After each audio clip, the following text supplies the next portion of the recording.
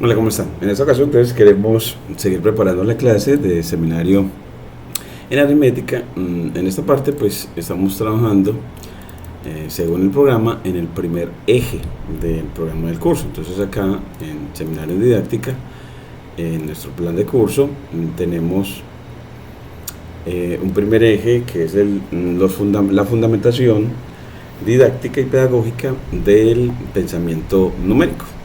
Entonces, miren que acá en los contenidos debemos de abarcar el primer eje problemático, que son los fundamentos teóricos sobre el desarrollo del pensamiento numérico en el contexto colombiano precisamente. Él nos pide que veamos cuáles son los fundamentos del desarrollo de las habilidades numéricas según el currículo de matemáticas escolares en Colombia y cómo se caracteriza ese pensamiento numérico en la escuela desde las propuestas curriculares del Ministerio de Educación Nacional. Es por eso que en esta segunda parte vamos a ver ya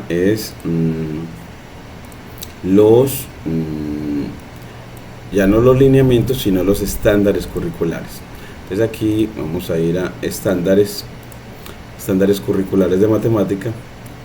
Desde la tabla de contenido nos dice que está las palabras de la ministra de Educación que los presentó en 2006. En 2016 fue los DBA, y esos estándares básicos de competencias, el por qué, para qué sirven y cómo fueron formulados, la noción de calidad de educación según los estándares. Es decir, que queremos, sí, como la palabra indica, estandarizar la educación en Colombia. Entonces, para estandarizarla deben de establecerse unos criterios de calidad para poder decir cuál va a ser los mínimos en educación que se requieren por lo menos alcanzar. Y estándares, diversidad, autonomía escolar, y la estructura de los estándares básicos de competencia, los estándares básicos de competencia del lenguaje, porque la formación del lenguaje, y los estándares básicos de competencia en matemáticas, porque la formación en matemática, sobre la enseñanza, el aprendizaje y la evaluación, y la estructura de los estándares básicos de competencias en matemáticas, estándares básicos de competencia en matemática y los estándares básicos de competencias en matemáticas y herramientas bibliográficas de apoyo, créditos de estándares básicos de competencia en matemáticas, y creo que ya sí nos dejaría, porque ya los otros son las otras áreas. Entonces nos va a interesar en matemáticas. Aquí está la introducción general y nos vamos a ir a estándares básicos de competencias, referentes comunes. El estándar es un criterio claro y público que permite juzgar si un estudiante en una institución o en un sistema educativo en su conjunto cumple con las expectativas comunes de calidad. Aquí nos muestran como esas expectativas comunes que debe todo profesor alcanzar con sus estudiantes. Porque estándares básicos de competencias, porque estándares de diversidad y autonomía escolar, la lectura de los estándares básicos de competencia, y nos centramos para mañana en los estándares básicos no del lenguaje sino de matemáticas. Entonces bajamos aún más para buscar los estándares no del lenguaje sino de matemáticas. Entonces vamos mucho más por acá. Aquí nos muestran los estándares todavía en lenguaje para los diferentes grados escolares hasta terminar secundaria. Aquí ya nos viene herramientas bibliográficas, y ahora sí los estándares básicos de competencias, pero en matemáticas, donde busca, esa es página 46 del texto del PDF, potenciar el pensamiento matemático, un reto escolar. Entonces para mañana los estándares básicos de competencias están en la página 46 del PDF que tenemos. Estándares curriculares de Colombia. Es aquí le vamos a poner esos estándares curriculares, cortamos la línea y ponemos de que busque estos están en la página 46 del PDF sobre estándares curriculares, curriculares en Colombia, los de 2006. Pues aquí ponemos 2006, que fue la fecha de publicación de ellos.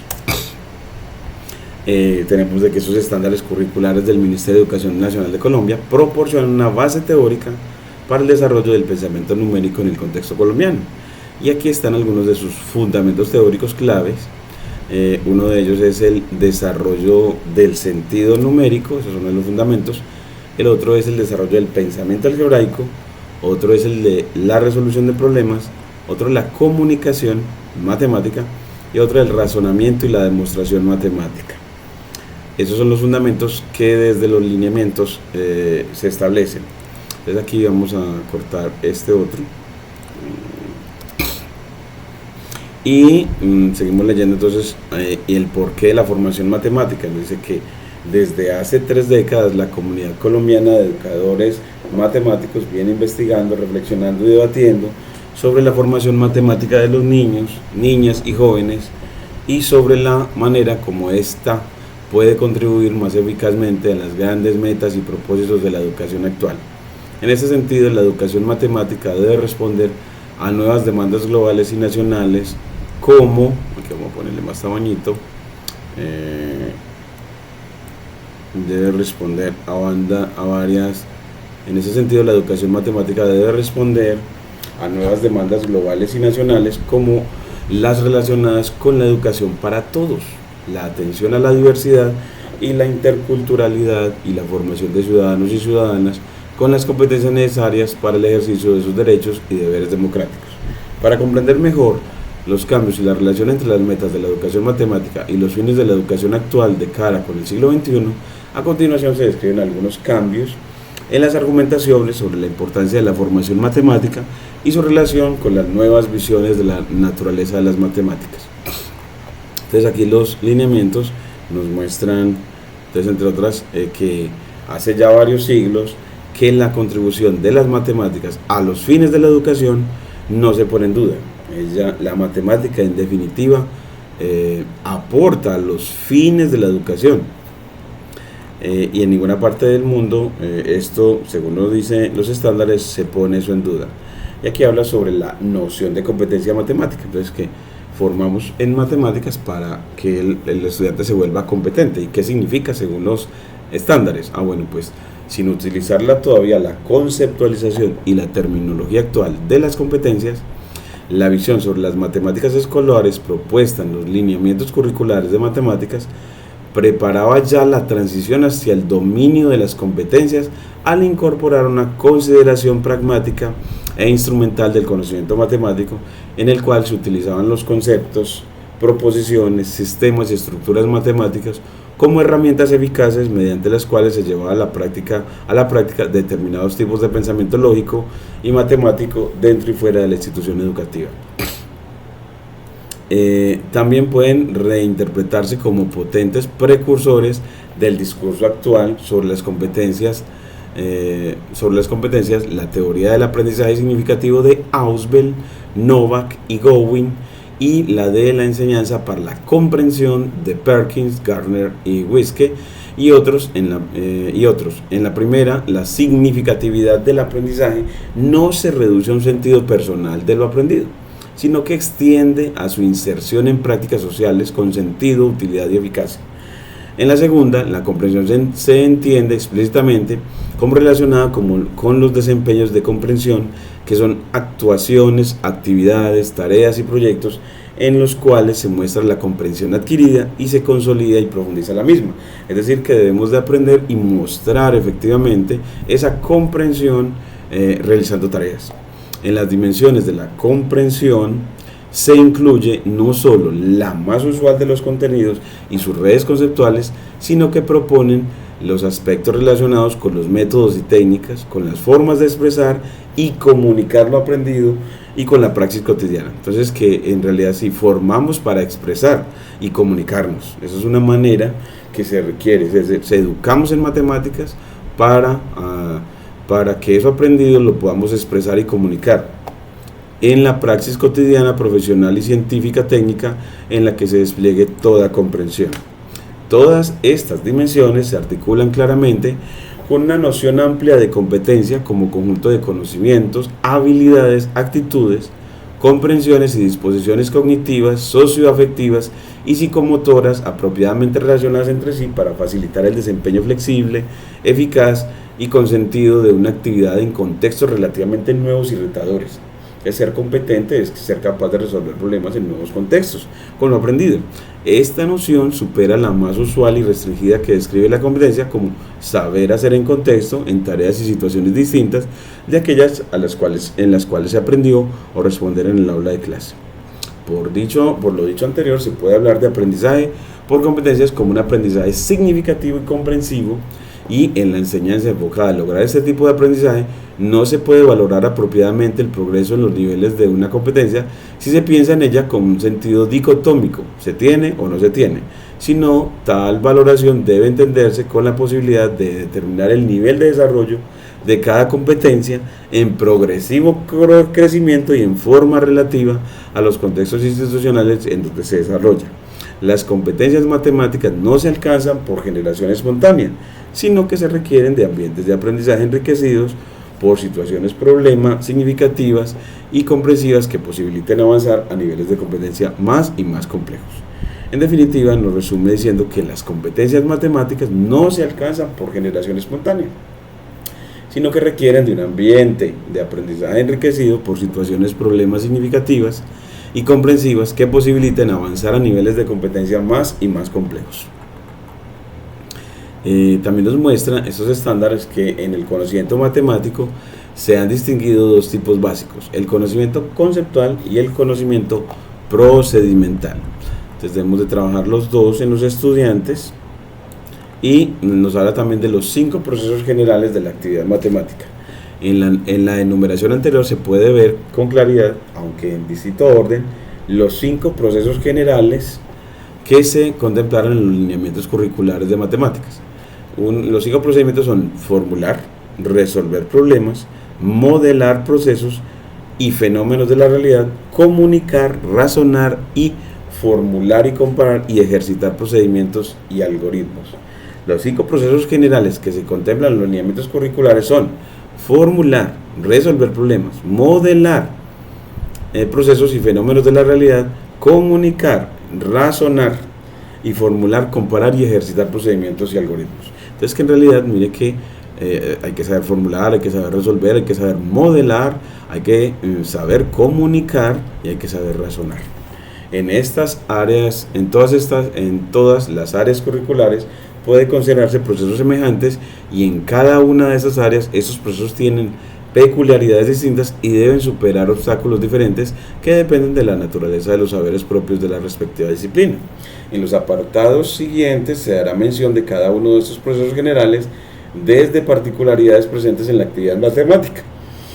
¿Qué ocurre en la enseñanza y el aprendizaje? Debe aclararse además que esta clasificación en 5 procesos generales de la actividad matemática no pretende ser exhaustiva, es decir, que pueden darse otros aspectos además de los enumerados, y tampoco pretende ser disyuntiva, es decir, que existen traslapes y relaciones e interacciones múltiples entre ellos. En particular, como se verá a continuación, el proceso de formular y resolver problemas involucra a todos los demás con distinta intensidad en diferentes momentos. Es que cuando uno formula y resuelve problemas, también razona, comunica, hace de todas las otras actividades que hacen parte de volverse competente, ¿cierto? La formulación y el tratamiento y resolución de problemas, la modelación, miren, ya que ya nos habla la formulación, tratamiento y resolución de problemas, la modelación. Luego nos dice que esa matematización, modelación, puede entenderse como la detección de esquemas que repiten en las situaciones cotidianas, científicas y matemáticas para reconstruirlas mentalmente. Entonces, que lo que usted ve que se repite lo expresa a través de un modelo matemático. Entonces, como que eso que se repite es un patrón que podemos de pronto expresarlo a través de una función o sistema de ecuaciones, por ejemplo. También nos muestra la comunicación. Esta parte me parece muy importante, quiero resaltarla. Y es que otra parte es, para volverse competente, la comunicación, y dice que a pesar de que suele repetirse lo contrario, las matemáticas no son un lenguaje, pero ellas pueden constituirse, refinarse o comunicarse a través de diferentes lenguajes, como los que se expresan y representan, se leen y se escriben, se hablan y se escuchan. La adquisición y el dominio de los lenguajes propios de las matemáticas ha de ser un procedimiento deliberado y cuidadoso que posibilite y fomente la discusión frecuente y explícita sobre situaciones, sentidos, conceptos y simbolizaciones para tomar conciencia de las conexiones entre ellos y para propiciar el trabajo colectivo en el que los estudiantes compartan el significado de las palabras, frases, gráficos y símbolos, aprecien la necesidad de tener acuerdos colectivos y aún universales y valoren la eficacia y economía de los lenguajes matemáticos. Es que entonces que en realidad la matemática en sí no es un lenguaje, pero está formada por lenguajes y que debemos resaltar esos lenguajes en los estudiantes y que por favor los traten de adquirir para comunicarse. Las distintas formas de expresar y comunicar las preguntas, los problemas, conjeturas y resultados matemáticos no son algo extrínseco y adicionado a una actividad matemática puramente mental, sino que la configuran intrínseca y radicalmente, de tal manera que la dimensión de las formas de expresión y comunicación es constitutiva de la comprensión de las matemáticas. Podrá decirse con Raymond Duval que si no se dispone de al menos de dos formas distintas de expresar y representar un contenido matemático, formas que él llama registros de representación o registros semióticos, no aparece posible aprender o comprender dicho contenido. Entonces, que es propio de la matemática aprender los diferentes lenguajes y poder hacer cambios de representación entre ellos también.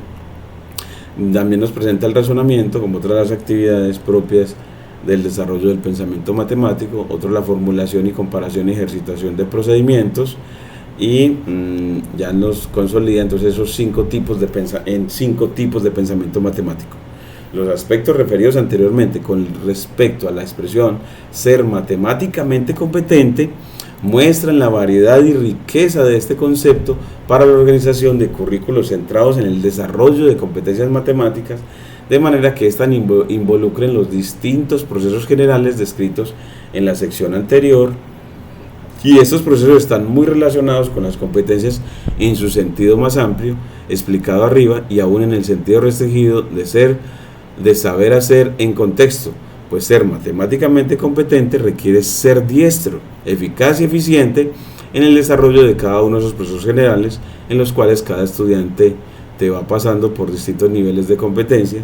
Además de relacionarse con esos cinco procesos, ser matemáticamente competente se concreta de una manera específica en el pensamiento lógico y el pensamiento matemático, el cual se subdivide en los cinco tipos de pensamiento propuestos en los lineamientos curriculares: el numérico, el espacial, el métrico o de medida, el aleatorio o probabilístico y el variacional.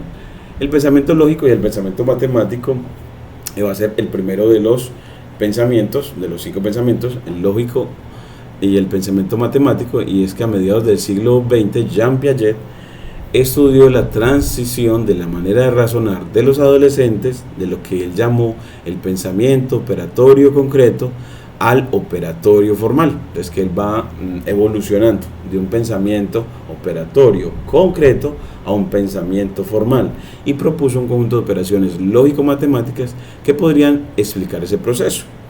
Entonces, en esos estudios previos sobre la lógica y la epistemología, había propuesto que el pensamiento lógico actúa por medio de operaciones sobre las proposiciones, y que el pensamiento matemático se distingue del lógico porque versa sobre el número y sobre el espacio, dando lugar a la aritmética de la geometría.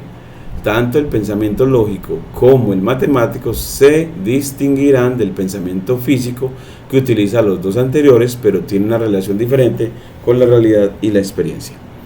En la primera sección se enumeraron algunos argumentos clásicos y actuales con respecto a la contribución de la educación matemática a la formación integral de los estudiantes, el desarrollo del pensamiento lógico, de la racionalidad y de la argumentación. Igualmente, en la sección siguiente, al analizar el proceso general del razonamiento, se mencionó el desarrollo de las competencias argumentativas, que implican saber dar y pedir razones, probar y refutar, ojalá avanzar hacia una demostración formal.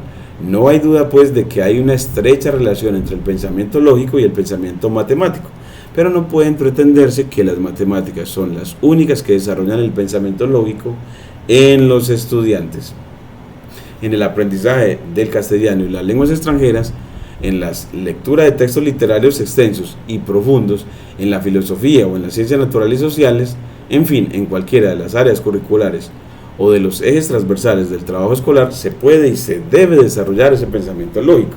Tal vez en los deportes, cuando hay dificultades en la interpretación y la aplicación de los reglamentos de cada uno de ellos, es donde muchos de los niños y las niñas empiezan a desarrollar competencias argumentativas y deductivas más complejas con el fin de defender el equipo o al jugador favorito contra las acusaciones de fuera de lugar, falta, mano voluntaria o otra violación del reglamento. Es pues necesario dejar claro que el pensamiento lógico no es parte del pensamiento matemático, sino que el pensamiento lógico apoya y perfecciona el pensamiento matemático, y con este, en cualquiera de sus tipos, se puede y se debe desarrollar también el pensamiento lógico. Me parece excelente esa cita para el análisis del seminario de mañana. En cuanto a los pensamientos, y aquí nos dice que nos va a hablar de la subdivisión de ese pensamiento matemático, y nos va a presentar que esas subdivisiones están en álgebra, cálculo, probabilidad estadística y lógica matemática. Miren entonces que los estándares vale la pena leerlos, nos orientan mucho como docentes para desarrollar ese pensamiento matemático en los estudiantes y tener claro efectivamente quién es ese pensamiento matemático, en qué consiste, para poder, y también cómo se desarrolla, ¿cierto? Ese pensamiento va dentro de ese pensamiento matemático, el pensamiento espacial o de sistemas geométricos. Después también está, vamos a ver, aquí nos presenta el pensamiento métrico y los sistemas métricos o de medidas. Nos habla de los conceptos y procedimientos propios de este pensamiento, y que los conceptos y procedimientos propios de este pensamiento hacen referencia a la comprensión general que tiene una persona sobre las magnitudes y las cantidades, su medición y el uso flexible de los sistemas métricos o de medidas en diferentes situaciones. En los lineamientos curriculares se especifican conceptos y procedimientos relacionados con este tipo de pensamiento, como la construcción de los conceptos de cada magnitud, la comprensión de los procesos de conservación de magnitudes, la estimación de la medida de cantidades de distintas magnitudes y los aspectos del proceso de capturar el continuo en lo discreto, la apreciación del rango de magnitudes, la selección de unidades de medida, de patrones y instrumentos y procesos de medición, y la diferencia entre unidad y los patrones de medición, y la asignación numérica y el papel del trasfondo social de la medición. Todo esto dentro de las capacidades de medir. Aquí también ya el pensamiento aleatorio y sistema de datos, eso me interesa muchísimo. Este tipo de pensamiento, llamado también probabilístico o estocástico, ayuda a tomar decisiones en situaciones de incertidumbre, de azar, de riesgo o de ambigüedad por falta de información confiable, en las que no es posible predecir con seguridad lo que va a pasar. El pensamiento aleatorio se apoya directamente en conceptos y procedimientos de la teoría de probabilidades y de la estadística inferencial, e indirectamente en la estadística descriptiva y en la combinatoria. Ayuda a buscar soluciones razonables a problemas en los que no hay solución clara y segura, abordándoles con un espíritu de exploración y de investigación mediante la construcción de modelos de fenómenos físicos, sociales o de juegos de azar, y la utilización de estrategias como la exploración de sistemas de datos, la simulación de experimentos y la realización de conteos. El azar se relaciona con la ausencia de patrones o esquemas específicos en las repeticiones de eventos o sucesos, y otras veces en las situaciones en las que se ignora cuáles pueden ser esos patrones, si acaso existen, como es el caso de los estados del tiempo. Entonces aquí es muy bueno como nos lo presenta, para luego llegar al pensamiento variacional y a los sistemas algebraicos y analíticos. Este también lo desarrollamos a través de el cálculo. Este también me interesa mucho para los estudiantes, como su nombre lo indica. Este pensamiento tiene que ver con el reconocimiento, la percepción y la identificación y la caracterización de la variación y el cambio en diferentes contextos. Entonces, cómo describir el cambio y cómo explicarlo, así como de una descripción, modelación y representación en distintos sistemas o registros simbólicos, ya sean verbales, icónicos, gráficos o algebraicos. Uno de los propósitos de cultivar el pensamiento variacional es construir desde la educación básica primaria distintos caminos y acercamientos significativos para la comprensión y el uso de conceptos y procedimientos de las funciones y sus sistemas analíticos para el aprendizaje con sentido del cálculo numérico y algebraico, y en la educación media el cálculo diferencial e integral.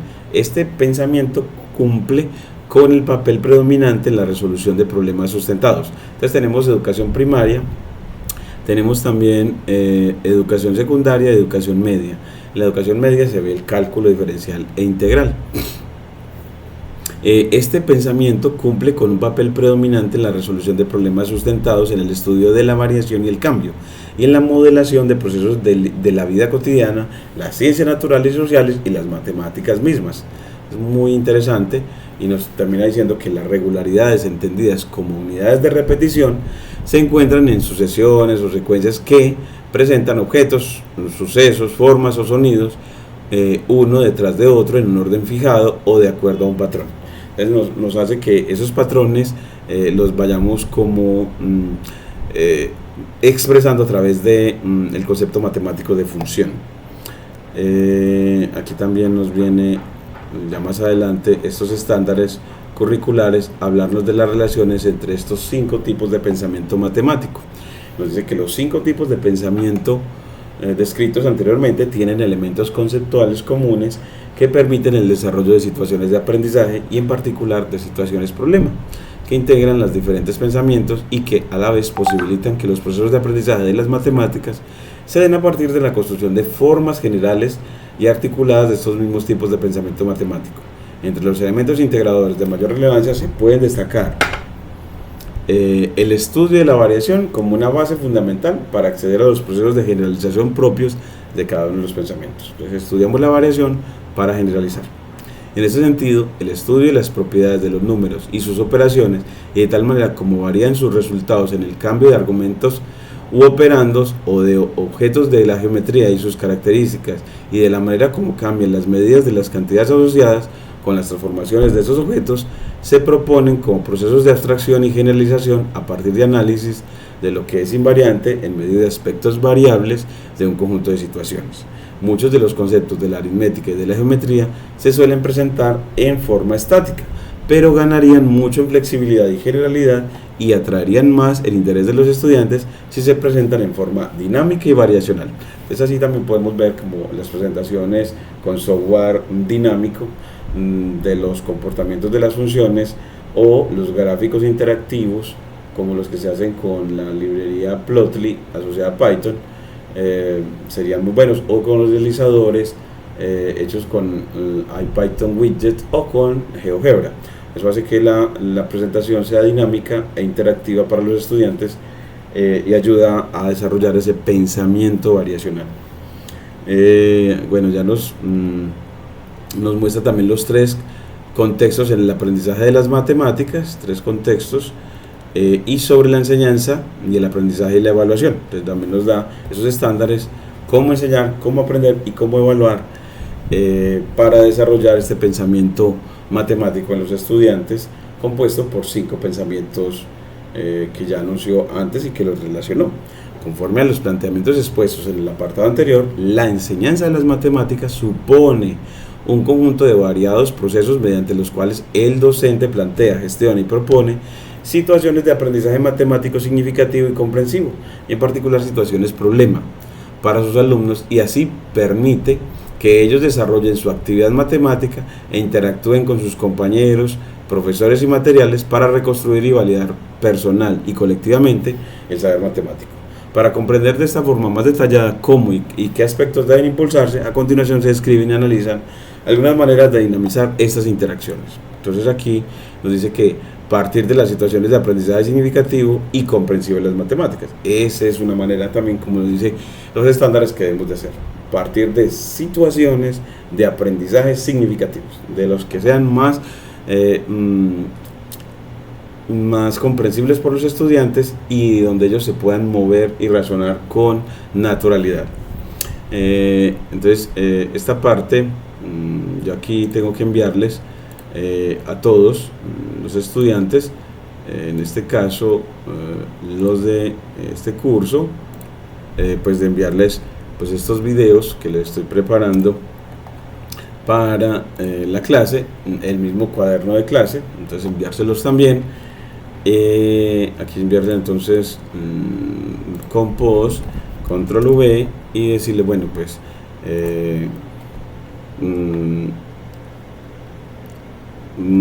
bueno, clase de mañana sobre fundamentos del pensamiento matemático, y enviarle a los estudiantes pues el programa del curso. Entonces aquí nos vamos a docencia, pensamiento, seminario en didáctica de la aritmética, aquí el plan del curso, enviarles también el cuaderno para mañana. Entonces en documentos enviarles docencia, ese seminario en didáctica. Aquí tenemos dentro de las clases también por sesiones. Tenemos clases sobre específicamente lineamientos, estándares y derechos y PEI, pero también tenemos clases por sesiones. Entonces aquí vamos a la parte de, se me va, pedagogía, estilos, esquemas, derechos, estándares, lineamientos, se me va, clases, estilos, se me perdió, a ver, yo porque no veo los, así aquí, sesiones de clase, y que mañana la sesión 1 sobre desarrollo del pensamiento. Entonces aquí les comparto también los lineamientos, los lineamientos curriculares, el cuaderno de mañana, los DBA y los estándares curriculares. Estándares curriculares, lineamientos curriculares, DBA y estándares. Sí, creo que ya con eso. Y así tendríamos todo lo para mañana. Entonces, buenas tardes. Aquí tardes, apreciadísimos estudiantes de la licenciatura en matemáticas del Campus Caucasia. Campus Caucasia. Les comparto los documentos asociados a la clase de mañana. Les pido leerlos todos, pues estos nos facilitan en adquirir los fundamentos didácticos y pedagógicos para el desarrollo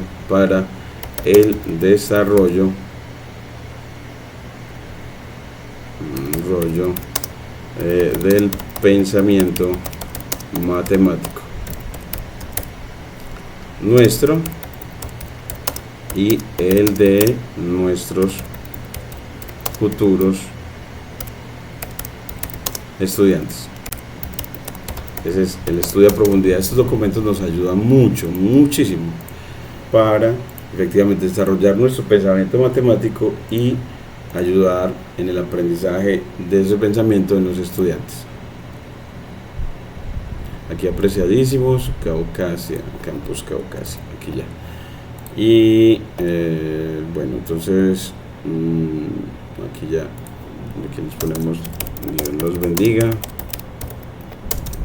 Y aquí, bueno, entonces le enviamos todo Luz Mariela aceptar la reunión para el viernes, en la que prepararemos la presentación del curso de Machine Learning para nuestra Universidad de Antioquia, a través de la cartilla y de un proyecto investigativo que nos ayuda muchísimo también para cuestionarnos sobre nuestra actuación profesional y tratar de ser unos mejores docentes.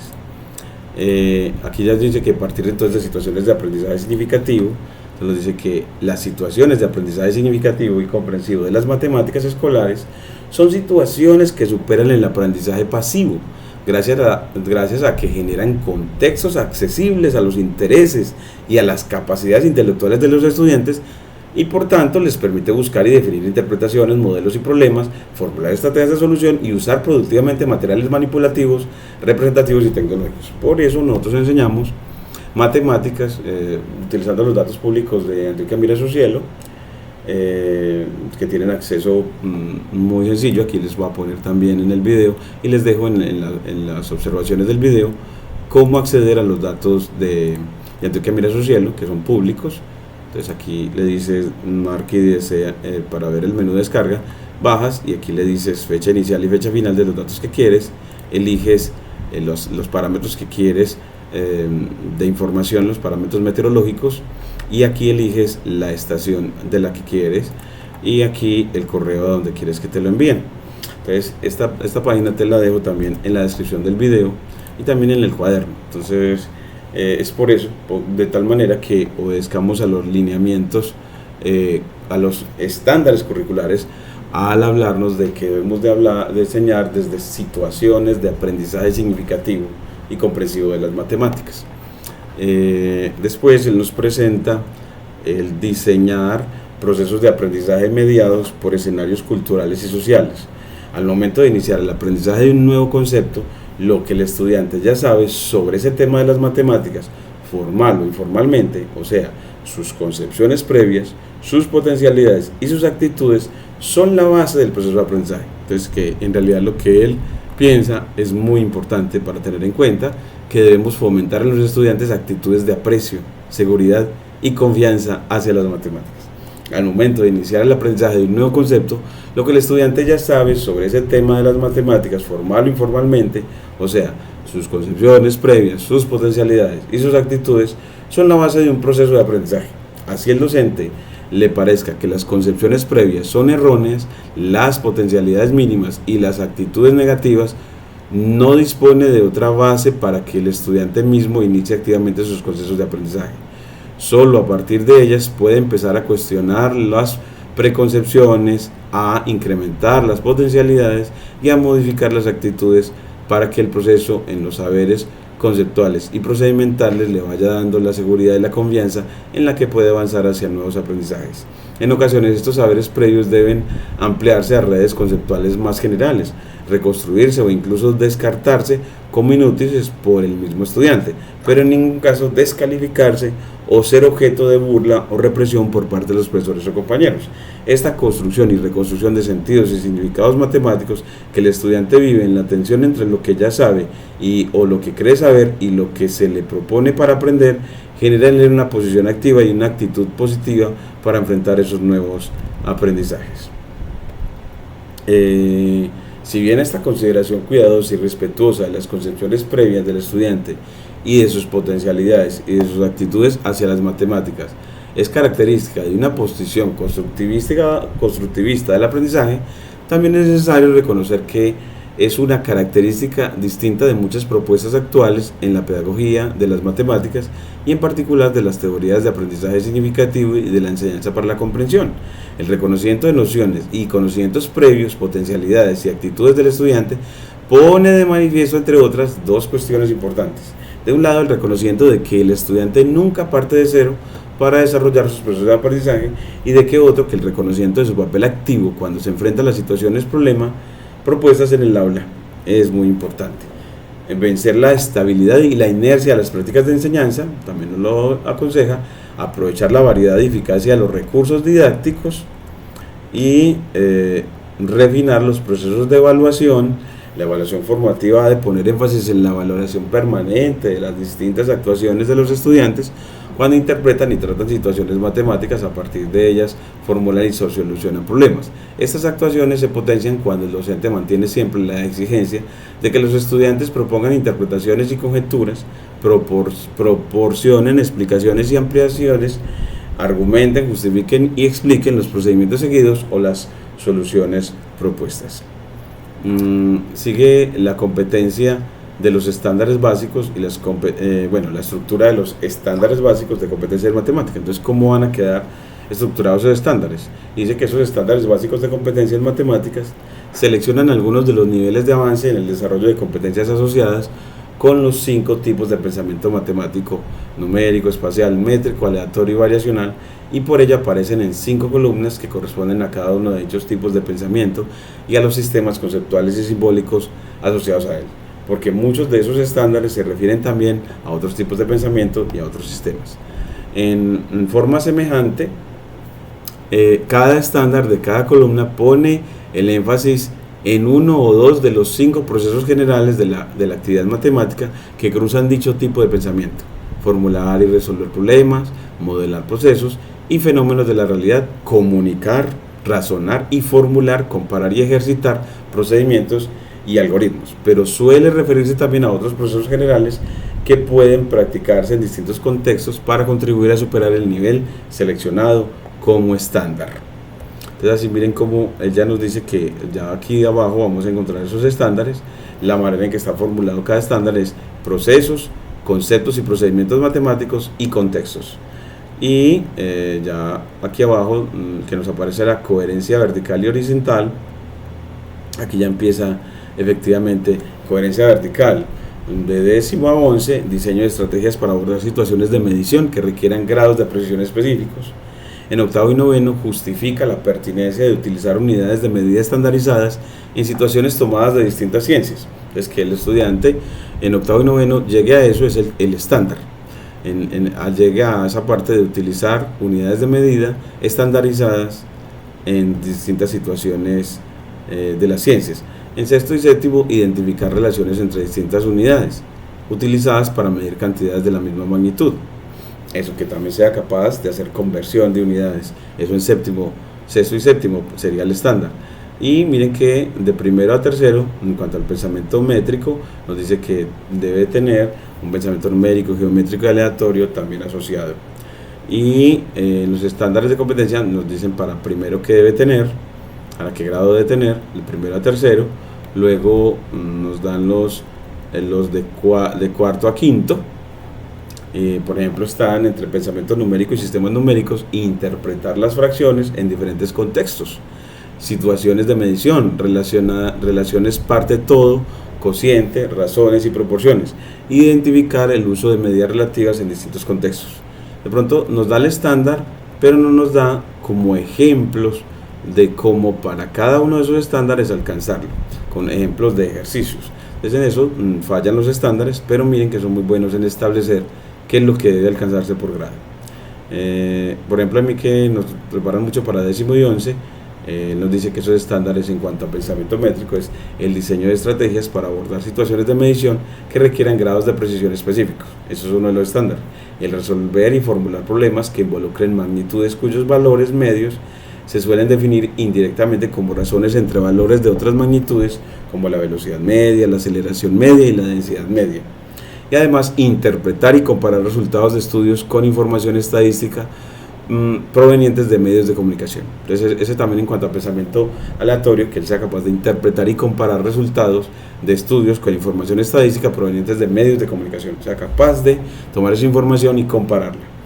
Y mire que ya en cuanto a pensamiento variacional también le dice qué es lo que debe tener, cuál debe ser su estándar. Ahí van 3 pensamientos y aquí abajo nos dejará, queríamos que estuvieran los otros 2, aquí están 3 para pensamiento métrico, aleatorio y variacional para 10º, y aquí para pensamiento numérico y espacial también para 10º. Entonces nos da para cada conjunto de grados, en este caso día 2, los 5 pensamientos, y para cada pensamiento el estándar que define cuándo lo ha alcanzado el estudiante, hasta dónde debemos llegar como profesores. Y ya luego en la bibliografía, herramientas bibliográficas de apoyo que se utilizaron para estos estándares y que también podemos ver para enriquecer nuestro conocimiento como docentes. Y ya con eso tenemos estándares para mañana y nos faltaría revisar los de BA. Entonces miren que los estándares nos dicen es para cada pensamiento cuál es el estándar, pero no nos da el ejemplo para alcanzarlo, mientras que los de BA sí. Entonces va a ser muy divertido ver esa parte también, preparar esa otra parte para el seminario de mañana. Muchas gracias.